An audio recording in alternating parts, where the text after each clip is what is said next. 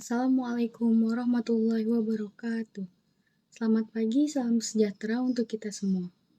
Yang terhormat Bapak Muhammad Yudi Widawirawan SMM, selaku dosen pengampu mata kuliah pengantar manajemen dan bisnis.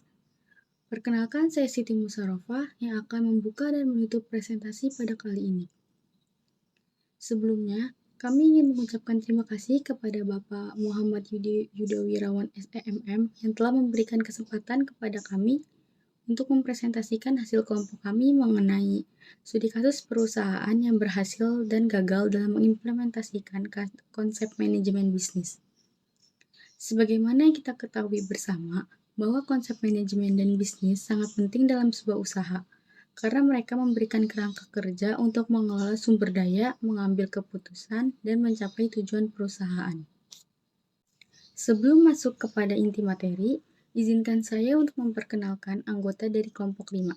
Yang pertama ada Andreas Asmara selaku ketua kelompok, lalu ada Inka Dwi Septiani, Nadine Magda Hutasoid, Sisilia Tanuwijaya, dan yang terakhir saya sendiri Siti Musarofah selaku notulen. Kita masuk ke topik selanjutnya, yaitu topik pembahasan. Di sini topik pembahasan kita ada 7, yaitu yang pertama pengertian manajemen dan bisnis, yang kedua fungsi manajemen bisnis, yang ketiga komponen manajemen bisnis, yang keempat ada faktor keberhasilan usaha, dan yang kelima ada faktor kegagalan usaha, yang keenam contoh perusahaan yang berhasil mengimplementasikan konsep manajemen bisnis, dan yang terakhir atau yang ketujuh ini ada contoh perusahaan yang gagal mengimplementasikan konsep manajemen bisnis. Yang selanjutnya di sini ada pengertian. Di pengertian ini kita terbagi menjadi 2, yaitu ada pengertian manajemen, ada pengertian bisnis. Kita masuk ke pengertian manajemen dulu. Di sini manajemen adalah ilmu dan seni dalam perencanaan, peorganisasian, pengarahan, dan pengawasan terhadap sumber daya untuk mencapai tujuan organisasi secara efektif dan efisien yang telah ditetapkan oleh perusahaan atau organisasi itu didirikan.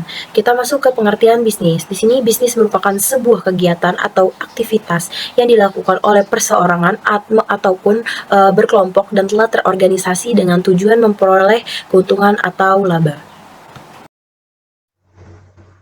Materi selanjutnya ada fungsi manajemen bisnis. Yang pertama ada perencanaan. Perencanaan merupakan suatu proses untuk menentukan tujuan serta sasaran yang ingin dicapai dan mengambil langkah-langkah serta strategi guna mencapai tujuan tersebut. Yang kedua ada pengorganisasian. Kegiatan yang terlibat dalam pengorganisasian yaitu yang pertama, membagi komponen kegiatan yang dibutuhkan untuk mencapai tujuan dan sasaran dalam kelompok. Yang kedua, membagi tugas kepada manajer dan bawahan untuk mengadakan pengelompokan tersebut. Yang ketiga, menetapkan wewenang di antara kelompok atau unit-unit organisasi. Fungsi yang ketiga ada pengarahan.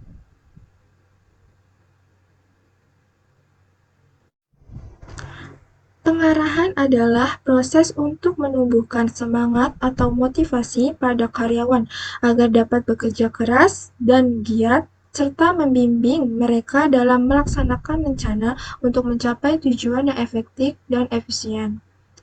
Fungsi yang keempat ada pengendalian atau controlling. Pengendalian mencangkup 4 kegiatan, yakni menentukan strategi prestasi, yang kedua, mengukur prestasi yang telah dicapai selama ini. Yang ketiga, membandingkan prestasi yang telah dicapai dengan standar prestasi. Yang keempat, melakukan perbaikan jika terdapat penyimpangan dari standar prestasi yang telah ditentukan. Ada beberapa komponen dalam manajemen bisnis. Yang pertama, manajemen pemasaran. Komponen pemasaran ini tentu harus diatur dengan baik, karena jika terjadi kesalahan, maka produk tidak akan laris di pasaran. Penentuan strategi pemasaran sangat penting agar produk dapat diterima dan menarik perhatian calon konsumen. Yang kedua, manajemen produksi merupakan komponen dan pembuatan produk di perusahaan. Komponen ini meliputi kondisi mesin produksi, operator produksi, dan peracikan bahan baku yang digunakan. Yang ketiga, manajemen distribusi. Komponen manajemen ini merupakan kegiatan untuk memastikan kegiatan penyaluran produk sudah dilakukan dengan tepat, baik, atau belum. Yang keempat, manajemen SDM. Komponen ini bertujuan untuk mengatur SDM yang dimiliki oleh perusahaan Tanpa pengaturan SDM yang tepat, tentunya kegiatan produksi juga tidak akan berjalan dengan baik, sehingga menyebabkan target perusahaan sulit tercapai. Yang kelima, manajemen keuangan. Komponen ini tidak kalah penting, karena pengaturan anggaran di perusahaan menjadi salah satu kunci perusahaan dapat tetap bertahan dan beroperasi dengan baik. Faktor yang mempengaruhi keberhasilan usaha. Menurut Hendro 2011 mengatakan bahwa faktor-faktor keberhasilan usaha yaitu yang pertama ada faktor peluang, yang kedua faktor manusia atau sumber daya manusia (SDM), yang ketiga faktor keuangan, yang keempat faktor organisasi, yang kelima faktor perencanaan, yang keenam faktor pengelolaan usaha, yang ketujuh faktor pemasaran dan penjualan, yang kedelapan faktor administrasi, yang kesembilan faktor peraturan pemerintah, yang kesepuluh faktor catatan bisnis. Faktor yang mempengaruhi kegagalan usaha. Menurut Pranasakti tahun 2009, ada 7 hal penyebab kegagalan usaha atau bisnis secara umum, yaitu yang pertama, kurangnya pemahaman usaha dan tempat usaha, 2. Kurangnya pengalaman dan strategi pemasaran, 3. Kurangnya pemahaman dalam pengadaan dan pemeliharaan bahan baku dan sarana, yang keempat, kurangnya kehandalan pengelolaan administrasi dan keuangan, yang kelima, kurangnya kehandalan pengelolaan modal dan kendali kredit, yang keenam, kurangnya kehandalan SDM yang berwawasan wirausaha, lalu yang ketujuh, kurangnya pemahaman perubahan teknologi. Contoh perusahaan yang berhasil mengimplementasikan konsep bisnis dan manajemen. Yang pertama ada Scarlett Whitening.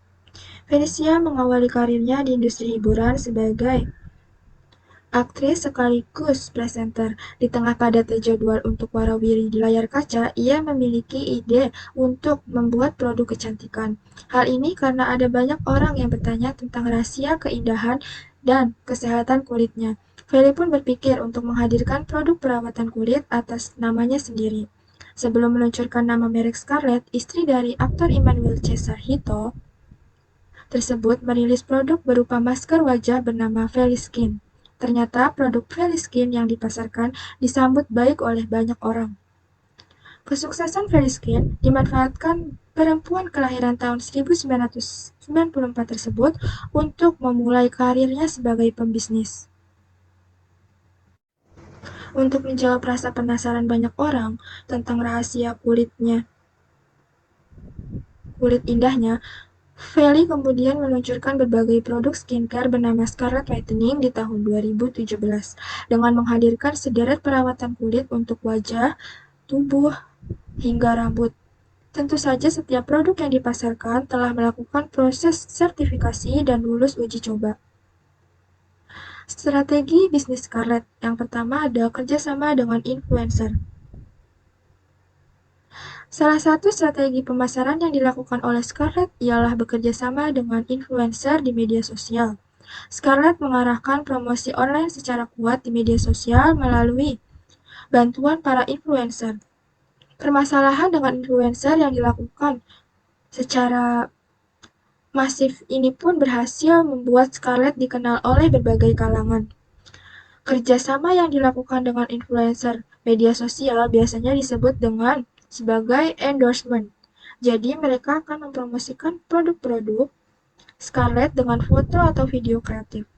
Ketika produk Scarlett berhasil menjangkau target pasar secara luas, peluang penjualannya pun semakin tinggi sehingga pendapatan bisnisnya meningkat.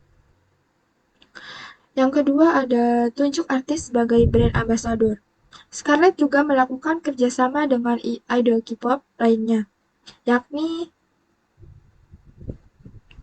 Girl Group Twice yang beranggotakan 9 orang. Proses kerjasama dengan para artis Korea Selatan ini pun dimanfaatkan Scarlett Whitening untuk memasarkan produk buildingnya sehingga penjualannya meningkat. Adapun paket bundle yang ditawarkan kepada pelanggan saat Songju Ki menjadi brand ambassador, yakni berupa serangkaian body care dengan tambahan hadiah berupa photocard dan stiker eksklusif. Sementara itu, Scarlett menghadirkan produk skincare bundle edisi Twice yang dilengkapi dengan photocard dan kemasan limited edition. Strategi bisnis yang dilakukan Scarlett tersebut berhasil mendatangkan banyak pelanggan baru. Citra merek yang dihadapi publik pun kian positif. Yang ketiga ada hadirkan berbagai inovasi. Saat menjalankan bisnis kecantikannya, Felicia Angelista tak ragu untuk melakukan berbagai inovasi dengan terus menghadirkan produk-produk baru yang berbeda dari kompetitor. Pada awalnya, Scarlett Whitening menjual produk perawatan untuk kulit wajah, namun seiring perjalanan bisnisnya, Scarlett juga menghadirkan produk untuk merawat kulit tubuh hingga rambut. Scarlett pun menjadi one-stop solution untuk para pelanggan yang mencari produk perawatan tubuh secara menyeluruh. Untuk perawatan wajah, Scarlett Whitening memiliki produk face wash, moisturizer, serum, toner, dan masker. Sedangkan untuk perawatan tubuh, Scarlett menawarkan produk berupa body lotion, shower scrub, hingga body scrub. Meski produk yang dihadirkan bagi pelanggan sudah cukup lengkap, tetapi bukan tidak mungkin bagi Scarlett untuk terus berinovasi dengan meluncurkan berbagai produk perawatan kulit untuk memenuhi kebutuhan pasar. Contoh perusahaan yang berhasil yang kedua yaitu PT Indomaret. Indomaret mengukurkan status sebagai perusahaan waralaba minimarket pertama yang terbesar di Indonesia. Tentunya hal tersebut dapat dicapai dengan manajemen yang baik yang telah dilakukan oleh perusahaan tersebut. Adapun bentuk-bentuk manajemennya adalah manajemen sumber daya manusia, manajemen pasar, manajemen keuangan, manajemen operasional, manajemen sistem informasi dan manajemen strategi, manajemen sistem pengendalian, dan manajemen audit. Pada tahun 1880 didirikan sebuah gerai yang diberi nama Indomaret. Sejalan pengembangan operasional toko, perusahaan tertarik untuk lebih mendalam dan memahami berbagai kebutuhan dan perilaku konsumen dalam berbelanja. Strategi bisnis Indomaret yang pertama itu proses manajemen pemasaran. PT Indomaret atau PT Indomaretjo Primastama atau yang lebih familiar dikenal sebagai Indomaret sudah tersebar luas di berbagai wilayah Indonesia, terlebih di Pulau Jawa. Hal ini merupakan salah satu strategi pemasaran yang dilakukan oleh Indomaret, yaitu dengan menempatkan gerai di daerah pemukiman, sekolah, kantor, SPBU, stasiun, dan di jalan yang sering dilalui kendaraan. Strategi yang kedua, proses manajemen sistem informasi. PT Indomaret menggunakan gaun strategi dengan meningkatkan kualitas dari produk melalui sistem informasi. Sistem teknologi informasi di setiap point of sale outlet Indomaret mencangkup sistem penjualan, persediaan, dan penerimaan barang. Strategi yang ketiga, proses manajemen sistem pengendalian. PT Indomaret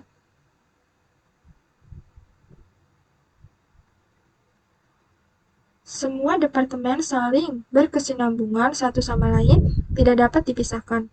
Apalagi salah satu departemen mengalami kendala, dampaknya akan sangat berpengaruh pada semua departemen. Jadi semua departemen harus berjalan selaras sesuai dengan budaya perusahaan. Selanjutnya kita masih ada di contoh perusahaan yang berhasil mengimplementasikan konsep bisnis dan manajemen. Di sini ada Nadiem Makarim dengan perusahaan Gojek. Nadiem Anwar Makarim atau yang sering disebut Nadiem Makarim adalah seorang pengusaha kebangsaan Indonesia yang saat ini menjabat sebagai Menteri Pendidikan, Kebudayaan, Riset, dan Teknologi Indonesia sejak 28 April 2021. Nadiem Makarim sukses mendirikan Gojek. Nadiem mulai mendirikan Gojek pada 2010 dan kini Gojek sudah menjadi salah satu dari 19 dekarakorn di dunia. Dengan valuasi Gojek mencapai 10 miliar US dollar. Gojek pertama kali berdiri sebagai pusat panggilan penawaran hanya mengirimkan barang dan layanan ride hailing dengan sepeda motor. Sekarang Gojek telah bertransformasi menjadi aplikasi besar, menyediakan lebih dari 20 layanan mulai dari transportasi, pengantaran makanan, kebutuhan kebutuhan sehari-hari, pijat, bersih-bersih rumah, logistik, hingga platform pembayaran digital yang dikenal dengan GoPay. Karir bisnis Nadiem Makarim di Gojek membawanya masuk dalam daftar 150 orang terkaya di Indonesia. Versi majalah Globe Asia, Nadiem Makarim diperkirakan memiliki nilai kekayaan mencapai 100 juta US dollar. Poin selanjutnya, strategi bisnis Gojek. Strategi bisnis Gojek yaitu meliputi ada 3. Nah, yang pertama yaitu inovasi teknologi untuk kepuasan pelanggan, optimalisasi teknologi untuk memberikan solusi yang lebih tepat sasaran dan sesuai kebutuhan, serta preferensi pelanggan seperti teknologi machine learning untuk rekomendasi makanan dan strategi promo tepat sasaran di GoFood. Perluasan akses untuk memesan GoFood di Tokopedia. Tak hanya itu, layanan transportasi Gojek juga akan dilengkapi dengan fitur opsi aplikasi prioritas bagi pelanggan serta promo GoPay Coins yang tepat sasaran. Poin selanjutnya, variasi produk yang terus dikembangkan untuk dorong pertumbuhan berbagai segmen pelanggan. Gojek terus mengembangkan produknya untuk dapat mengakomodir dan menyasar kebutuhan masyarakat di berbagai segmen pelanggan. Contohnya, untuk menambah segmen pelanggan baru, GoFood menghadirkan fitur mode hemat yang memberikan opsi gratis maupun diskon ongkir bagi pelanggan. Poin yang terakhir itu ada dukungan bagi mitra untuk dampak jangka panjang. Gojek terus meluncurkan berbagai inisiatif seperti pelatihan, program dukungan, dan pengembangan komunitas. Untuk mitra driver, Gojek memperluas manfaat melalui Gojek Swadaya, bengkel belajar mitra, serta tips pintar di aplikasi GoPartner. Sedangkan untuk mitra usaha kuliner, Gojek terus menambah modul pembelajaran baru di komunitas partner GoFood. Compact. Di sisi lain, untuk online seller, Gojek mendorong komunitas best seller, GoSend, serta ragam program menarik agar produk seller semakin dilirik pelanggan. Semua ini bertujuan agar para mitra dapat memberikan layanan terbaik dan andal bagi para pelanggan, dan pada akhirnya dapat memberikan dampak sosial ekonomi bagi para mitra. Contoh perusahaan yang berhasil mengimplementasikan konsep bisnis dan manajemen. Yang keempat, ada Netflix. Siapa sih yang nggak tahu Netflix? Salah satu perusahaan penyedia layanan hiburan terkemuka di dunia dengan 183 juta penonton atau pelanggan di lebih dari 190 negara ini menyuguhkan serial TV, dokumenter, dan film panjang dalam berbagai genre dan bahasa. Para pelanggan yang sudah berlangganan di Netflix dapat menonton sepuasnya, kapanpun, dimanapun, dalam layar apapun yang terhubung ke internet. Pelanggan dapat memutar, menjeda, dan melanjutkan tayangan tanpa iklan atau hal lainnya. Mungkin belum banyak yang tahu mengenai awal mula hadirnya Netflix. Netflix didirikan pada tanggal 29 Agustus 1997 di Scott Valley, California, oleh Mark Randolph dan Reed Hastings. Randolph bekerja sebagai direktur pemasaran untuk perusahaan milik Hastings, bernama Pure Atria. Perusahaan berbasis digital ini mengembangkan sayapnya di dunia bisnis sebagai perusahaan rental DVD pada tahun 1997. Ya, dulu Netflix memulai karir bisnisnya sebagai penyewa DVD dengan mengirimkannya melalui kurir ke para customer di wilayah Amerika. Lalu tahun 2007, Netflix melakukan ekspansi dengan menciptakan layanan online streaming hingga menjadi salah satu layanan online streaming terpopuler hingga saat ini. Netflix berhasil menggunakan model marketing strategi di mana dilakukan dengan cara pendekatan yang terintegrasi untuk mengembangkan merek dan customer relationship. Manajemen yang memfasilitasi pertumbuhan yang berkelanjutan di era digital melalui inovasi, teknologi, kreatif, strategi, dan data analisis. Bisa dibilang Netflix mengembangkan bisnisnya dengan sangat baik. Banyak perusahaan rental DVD yang terpaksa harus gulung tikar karena tidak mampu untuk menjalani kompetisi bisnis. Namun, apa sih yang sebenarnya dilakukan oleh Netflix? Terlepas dari fakta bahwa Netflix telah melakukan pendekatan secara digital pada bisnisnya, mulai dari kurir DVD menjadi digital distribution. Tapi, Netflix sukses melakukan cara lain yang berbeda dengan beberapa perusahaan layanan rental DVD saat itu. Netflix memiliki model bisnis yang hebat, fokus pada konten, budaya digital yang unik, dan pemanfaatan teknologi yang luar biasa canggih. Strategi bisnis Netflix. Yang pertama, Netflix menggunakan pemasaran multi saluran untuk terhubung dengan penggunanya secara online dan offline. Netflix memastikan bahwa mereka akan tetap ada di pikiran Anda dimanapun Anda berada. Namun, bagaimana mereka melakukannya? Mereka menggunakan beberapa saluran media sosial untuk memungkinkan mereka berbagi konten dengan penggunanya apapun platform sosial yang mereka sukai. Platform tersebut antara lain Instagram, Facebook, Twitter, dan masih banyak lagi. Namun, jangkauan mereka tidak berakhir di situ. Mereka juga memiliki buletin, iklan papan reklame, dan masih banyak lagi. Yang kedua, konten luar biasa yang mereka bagikan di media sosial. Netflix memberikan audien di konten baru untuk dikonsumsi secara konsisten. Itu membuat orang-orang kembali ke situs media sosial mereka yang dapat mengubah penggemar Anda menjadi pelanggan Anda. Yang ketiga, penggunaan pemasaran influencer secara cerdas. Saat ini orang tidak begitu percaya tentang promosi penjualan dan pembicaraan perusahaan. Sebaliknya, mereka akan lebih cenderung mendengarkan orang yang mereka kenal merekomendasikan suatu produk daripada tenaga penjual, terutama generasi Z. Netflix India sering berkolaborasi dengan influencer untuk membuat video. Ini termasuk video ulasan seperti mansplaining atau video penarik lainnya. Misalnya, Netflix bermitra dengan Dhruv Rathi di mana mereka membuat video tentang decoding atau acara terkenal Money Heist. Yang keempat, Netflix berkolaborasi dengan perusahaan lain. Netflix bekerja dengan banyak bank yang telah menciptakan situasi yang saling menguntungkan bagi kedua perusahaan. Pengguna yang membuat rekening bank dengan bank terkait akan mendapatkan penawaran eksklusif dari Netflix. Itu telah membantu bank mendapatkan lebih banyak akun, sementara Netflix telah mendapatkan lebih banyak pengguna. Contoh perusahaan yang berhasil mengimplementasikan konsep bisnis dan manajemen, yaitu Apple. Apple adalah perusahaan teknologi multinasional yang berpusat di Cupertino, yaitu California, yang merancang, mengembangkan, dan menjual barang elektronik konsumen, perangkat lunak komputer, dan layanan daring. Perangkat keras yang diproduksi Apple meliputi telepon pintar, iPhone, komputer, tablet, iPad, iPod, dan masih banyak lagi. Adapun strategi yang digunakan Apple yang pertama adalah menawarkan value dan keunikan. Apple tidak pernah bermain di harga pasaran seperti pabrik-pabrik gadget yang lain. Apple berani menaruh harga tinggi dengan menawarkan value dan keunikan produknya. Fokus pada value dan keunikan brandnya menjadi strategi yang dilakukan oleh Apple. Strategi ini pun terbukti berhasil mengambil tepat di hati pengguna gadget. Apple menanam value dalam brandnya melalui kualitas produknya, mulai dari desain, fitur, dan sistem teknologi di dalamnya. Yang kedua yaitu membangun produk centric dan user experience. Apple mempunyai keunikan dalam cara menawarkan produknya kepada pelanggan. Apple menciptakan saling keterhubungan antar gadget dan atributnya, sehingga tidak bisa digunakan produk dari brand lain. Produk centric yang dibangun oleh Apple contohnya, iPhone tidak bisa memakai earphone dari merek lain. Pengguna iPhone harus menggunakan earphone ori dari brand Apple.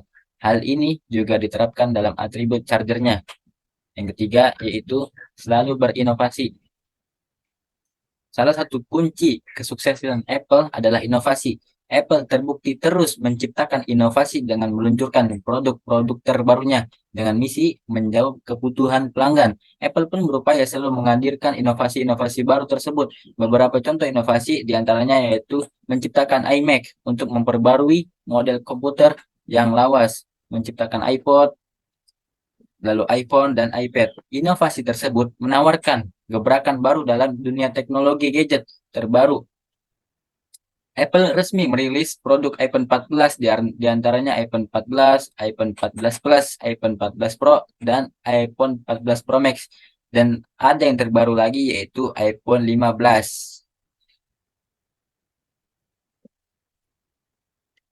Contoh perusahaan yang berhasil mengimplementasikan konsep bisnis dan manajemen yang selanjutnya ialah Samsung.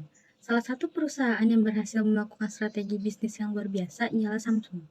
Samsung pertama kali didirikan oleh Lee Byung-chul pada 1 Maret 1938. Nama Samsung sendiri terdiri dari kata Sam yang berarti besar, luar biasa, dan kuat.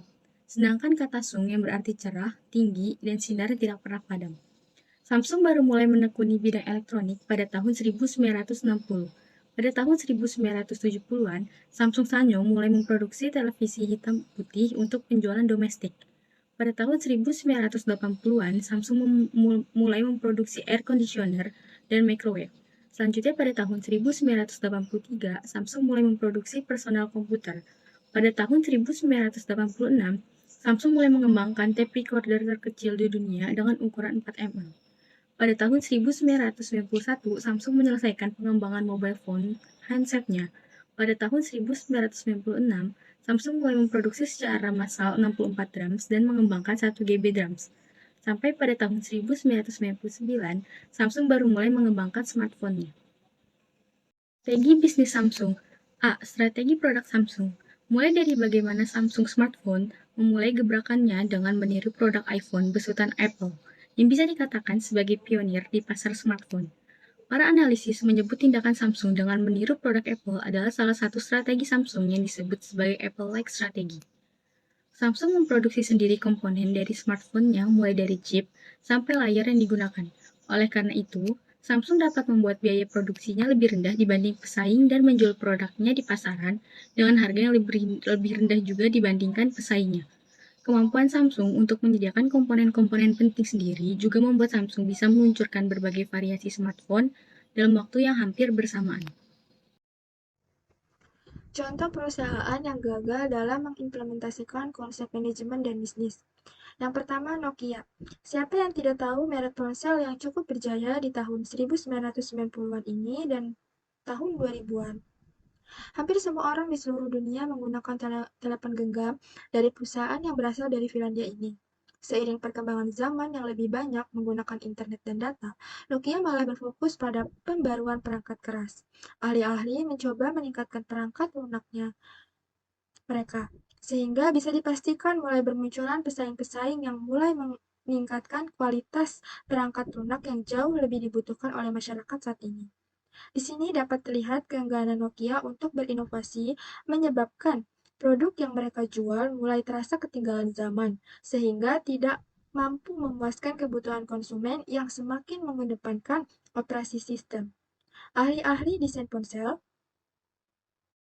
Pada tahun 2007, Steve Jobs meluncurkan ponsel iPhone, telepon tanpa keyboard yang tercanggih pada saat itu.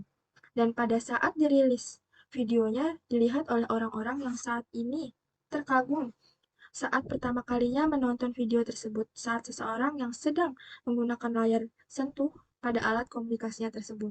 Pada tahun 2008, Nokia akhirnya membuat keputusan untuk bersaing dengan Android, tetapi semuanya sudah terlambat. Produk mereka tidak cukup kompetitif untuk bersaing dengan perusahaan seluler lainnya. Perusahaan yang kedua ada Yahoo! Pada tahun 2005, Yahoo adalah salah satu layanan email utama di pasar periklanan online. Tetapi karena Yahoo meremehkan pentingnya pencarian, perusahaan memutuskan untuk lebih fokus menjadikan perusahaan yang terbesar di dunia media. Kebutuhan untuk lebih fokus pada media berarti mereka mengabaikan tren konsumen dan kebutuhan untuk meningkatkan pengalaman pengguna. Yahoo berhasil mendapatkan sejumlah besar keuntungan dari penggunaan untuk melihat konten, tetapi gagal menghasilkan cukup banyak laba untuk skala yang panjang. Yahoo juga kehilangan banyak peluang yang bisa menyelamatkan mereka. Sebagai contoh, pada tahun 2002, mereka hampir memiliki kesempatan untuk membeli Google, tetapi CEO Yahoo menolak untuk menyelesaikannya. Dan pada tahun 2006, Yahoo memiliki kesempatan untuk membeli Facebook. Tetapi ketika Yahoo menurunkan tawaran mereka, Mark Zuckerberg memutuskan untuk mundur dan menolak tawaran itu. Jika perusahaan telah mengambil beberapa resiko tambahan, mungkin kita semua akan menjadi pengguna Yahoo Inc. sekarang, bukannya Google Inc. Untuk yang selanjutnya kita masih di contoh perusahaan yang gagal dalam mengimplementasikan konsep manajemen bisnis. Di sini ada New Coke oleh Coca-Cola. Salah satu contoh kasus kegagalan bisnis yang terkenal adalah peluncuran New Coke oleh Coca-Cola pada tahun 1985. Pada saat itu Coca-Cola berusaha untuk mengubah formulasi minuman klasiknya dengan menggantikan resep original yang telah ada selama beberapa dekade. Namun reaksi konsumen terhadap perubahan ini sangat negatif dan banyak yang menuntut kembali Coca-Cola aslinya. Akhirnya, setelah hanya 79 hari dipasarkan, Coca-Cola mengembalikan formula asli dan menarik New Coke dari peredaran. Kita masuk ke penyebab kegagalan. Di sini ada dua. Yang pertama itu ada ketidakpahaman pasar. Coca-Cola gagal memahami beberapa kuatnya afeksi konsumen terhadap produk aslinya. Pelanggan telah mengaitkan minuman ini dengan kenangan masa kecil dan momen bahagia sehingga perubahan drastis seperti ini tidak diterima dengan baik. Nah, yang kedua ini adalah kurangnya uji pasar yang mendalam. Perusahaan kurang melakukan riset pasar yang komprehensif dan uji coba produk sebelum meluncurkan YouTube. Jika mereka menguji pendekatan ini dengan lebih baik, mungkin mereka bisa menangkap sinyal peringatan lebih awal dan menghindari kegagalan ini. Contoh perusahaan yang gagal dalam mengimplementasikan konsep manajemen dan bisnis. Yang keempat ada 7-Eleven. 7-Eleven adalah jaringan toko kelentong, convenience store 24 jam, asal Amerika Serikat. 7-Eleven atau yang biasa disebut atau disingkat dengan 7 ini, pada tahun 2005 telah diakuisisi oleh perusahaan asal Jepang, yaitu 7&i Holdings Co. Menurut laman resmi 7-Eleven Jepang, 7-Eleven telah membuka sekitar 68.000 cabang di seluruh dunia pada tahun 2019. Sebagai perusahaan retail yang sangat besar, 7-Eleven memiliki sejarah yang sangat panjang.